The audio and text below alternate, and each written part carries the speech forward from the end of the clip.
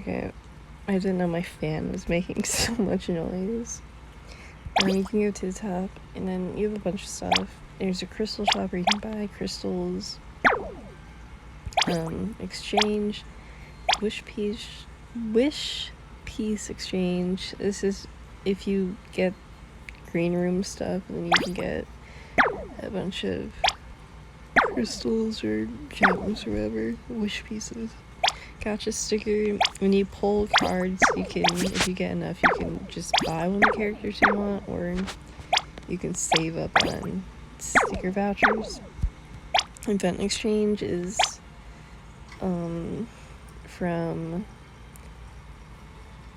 what the fuck is it called? I don't even know.